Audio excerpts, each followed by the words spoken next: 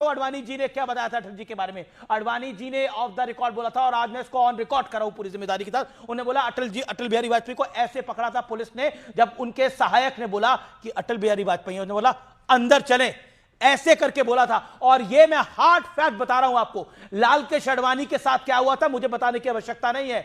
अरुण शौरी के साथ क्या हुआ था मुझे बताने की आवश्यकता नहीं है। अरुण जेटली के साथ क्या हुआ था मुझे बताने की आवश्यकता नहीं है। प्रमोद महाजन के साथ क्या हुआ था मुझे बताने की आवश्यकता नहीं है। राजनाथ सिंह को अपनी मां के अंतिम संस्कार में नहीं जाने दिया गया था। राजनाथ सिंह को अपनी मां के अंतिम संस्कार में नहीं जाना गया था। और नरेंद्र मोदी के साथ क्या हुआ था यह मुझे बताने की आवश्यकता नहीं है। पूरी की पूरी किताब छपी हुई है।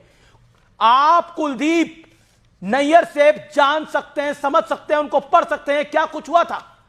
इतना दुखद हादसा था, इमरजेंसी आप सोच नहीं सकते। जयप्रकाश नारायण की जान चली गई। क्यों चली गई जान, इसके ऊपर मंथन जरूर होना चाहिए। आज जेपी के जो अनुयायी बनते हैं, जो जेपी को बार बार पूछते हैं, उन्हें पूछना चाहिए कि जेपी की जान कैसे गई थी, उनकी किडनी कहां, कब और कैसे डैमेज हुई थी।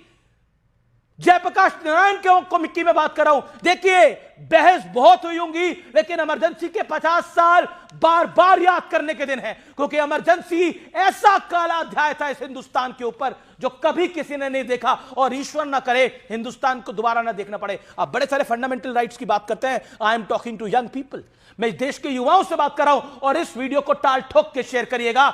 आप बात करते हैं ना फंडामेंटल राइट्स की, फंडामेंटल राइट्स सस्पेंड कर दिए गए थे इमरजेंसी के दौरान। यह थी इमरजेंसी और कांग्रेस लाई थी इमरजेंसी। और आज कांग्रेस कह रही है इसको भुला दो, सब कुछ भुला दो जी, इस देश के अंदर सब कुछ भुला दो, इतिहास की हर धरोहर भुला दो।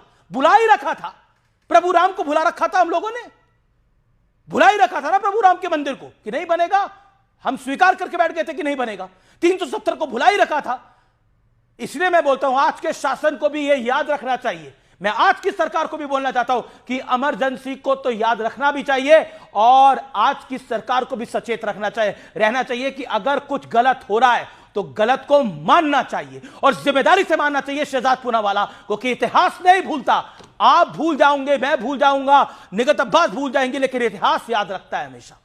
और इसलिए मैंने आज इस विषय पे बताया और मैं हमेशा अंडर ओथ रहता हूं ऑफ द रिकॉर्ड बात के, लेकिन आज मुझे यह बात इसलिए बतानी पड़ी कि अटल जी को इस तरह से पकड़ा गया था, ऐसे अटल जी को पकड़ा गया था, उनके सहयोगी द्वारा बताया गया।